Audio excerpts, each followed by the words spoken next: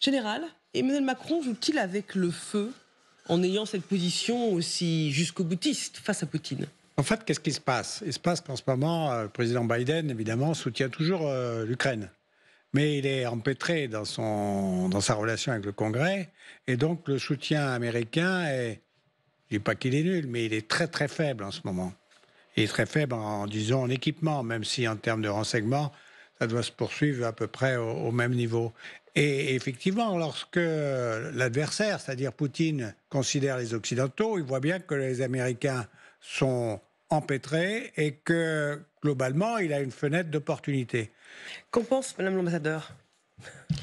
Le président de la République s'inscrit effectivement dans ce qui vient d'être évoqué, c'est-à-dire les élections aux États-Unis, un effacement maintenant, mais peut-être plus tard une attitude américaine de lâchage total de l'Ukraine et de lâchage des Européens.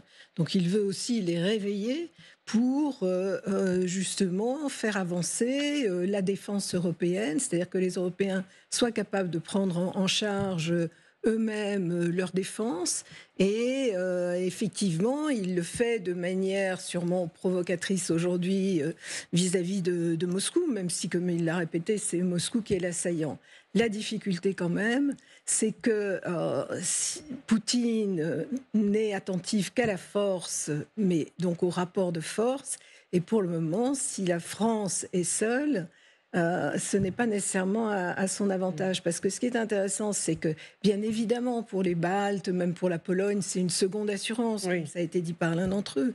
Mais sinon, quand vous avez les États-Unis, le Royaume-Uni, même s'il n'est pas membre de l'Union européenne et qu'il est très allant, l'Allemagne et d'autres pays qui disent, plus l'OTAN d'ailleurs, hors de question d'avoir des troupes au sol, ça ne vous renforce pas, même si ça peut lancer le débat pour l'avenir. Louis Duclos, qu'en pensez-vous? Moi, je pense que c'est une tentative de troubler un peu les lignes rouges du président Macron. Si jamais il y avait des troupes en Ukraine et que les Russes continuent à bombarder, ils pourraient tuer des troupes de l'OTAN. Donc, ce serait un peu compliqué pour Vladimir Poutine. Ça mettrait du coup la pression un peu sur Poutine. Là où Vladimir Poutine, il veut travailler pour gagner sa guerre en Ukraine, c'est l'abandon du soutien de l'Occident envers l'Ukraine. Donc forcément, il va travailler dans cette dynamique. Et pour ça, il va forcément agir pour dynamiter tout ce qui est possible. Oui, bien sûr. Je n'arrive pas à me décider pour Paris ou Marseille. Bucarest, bien sûr, puis Paris, Marseille et Lyon. Lyon est une belle ville. Il y a un festival là-bas. Et en Allemagne, pour se venger des Taurus, que devons-nous détruire? Hambourg. Hambourg, oui. Ou peut-être Munich. Peut-être devrions-nous mener une enquête sur les villes qui n'ont pas peur, pour qu'ils comprennent où mènent les idiots qui dirigent ces pays. Alors, il faut toujours être prudent, parce que Solovyov, Sylvie Berman, est habitué évidemment des discours chocs, mais à travers lui, c'est quand même la voix de Poutine. C'est le président russe qui parle. Donc comment il faut l'interpréter? Non, pas complètement. Je veux dire, c'est une parole outrancière, excessive. Bon, effectivement, Vladimir Poutine rappelle constamment qu'il bénéficie de l'arme nucléaire, mais là, eux visent ils visent telle ville en Europe, c'est parfois Londres, enfin mais c'est Talleyrand qui disait que tout ce qui est excessif est insignifiant.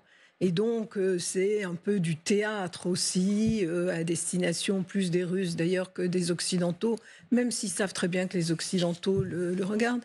Mais c'est une mise en scène complète. Il faut rappeler d'ailleurs que Solovyov était autrefois quelqu'un qui était plutôt démocrate, libéral, et qui disait que c'était pas possible de concevoir une intervention en Ukraine. Il est payé chèrement, plus de 15 millions d'euros, je crois, par an, vont pouvoir justement menacer tous ceux qui sont contre la doxa du Kremlin. Louis Duclos. Oui, exactement. C'est vraiment le Kremlin est un régime qui est vraiment fondé sur sa propagande. Donc je pense que ce message, il n'est pas tellement à l'attention des Occidentaux, parce qu'en Occident, on sait très bien qu'ils ne vont pas le faire, quoi. Mais c'est vraiment pour les Russes qui regardent ces nouvelles et qui voient systématiquement dans les journaux qu'ils ont la capacité de frapper Londres, de la capacité de frapper Paris, et qu'à tout moment, ils peuvent mettre en échec l'Occident. Donc je pense que ce message, il est avant tout à destination des Russes eux-mêmes, mais il n'est pas à prendre au sérieux pour ce qui est de l'OTAN. Le Club Info se poursuit. Troupes au sol, les lignes sont-elles en train de bouger? La Pologne n'exclut plus désormais de déployer des soldats en Ukraine pour empêcher la Russie voisine de gagner dans le sillage de la France, des Pays-Baltes ou encore des Pays-Bas. Regardons ensemble ce que dit le ministre polonais des Affaires étrangères. Une coalition d'États membres de l'ONU pour arrêter l'agression ici n'est pas impensable.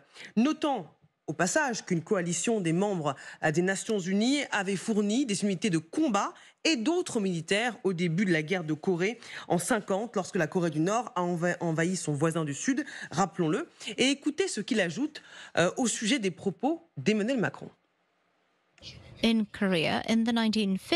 Corée, en 1950, une coalition de pays de l'ONU se battait pour mettre fin à l'agression. Ce n'est pas quelque chose d'inacceptable. J'apprécie donc l'initiative française de ces derniers jours. Elle partait d'une bonne intention. Le président russe devrait se demander quelle sera notre prochaine action. Mais il ne peut pas être certain que nous ferons rien de créatif et qu'il pourra planifier librement ses scénarios. Est-ce que l'idée fait son chemin sur l'envoi de troupes au sol? Oui, c'est pas étonnant vraiment que justement ça évolue. Les Polonais, les Baltes, eux, ils sont vraiment en première ligne face à la menace russe. Donc de voir que d'un autre côté, l'Europe de l'Ouest, les États d'Europe de l'Ouest suivent un peu et haussent un peu le ton, eux, ça les rassure. Donc ils ont tendance à être un peu plus enclins à suivre un peu les propos du président Macron. Mais, oui. Mais après, voilà, on voit toujours combien d'hommes, dans quel cadre, comment faire. Enfin, tout est très flou et je pense qu'on n'y est vraiment pas encore. Oui, on voit que les lignes bougent, mais que cette position est encore minoritaire au sein de l'Europe. Et regardez ce qu'a dit aujourd'hui le chef de la diplomatie britannique, David Cameron, qui a exprimé son opposition totale à l'envoi de troupes occidentales en Ukraine, même pour y former des soldats.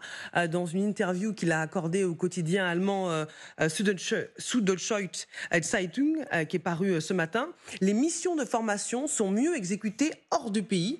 Au Royaume-Uni, nous avons formé 60 000 soldats ukrainiens. Nous devrions éviter de créer des cibles évidentes pour Poutine. Les mots sont forts. Oui, il parle de cibles privilégiées pour la Russie. C'est vrai qu'on peut se demander, dans le cas où des soldats français ou américains ou britanniques venaient à se faire tuer par des forces russes en Ukraine, comment est-ce que ces pays devraient réagir? Est-ce que ça serait une attaque directement contre l'OTAN? Est-ce que ça resterait toujours dans le cadre de seulement l'Ukraine et la Russie? Donc ce serait vraiment compliqué et là il y aurait un risque d'escalade qui serait du coup plus important.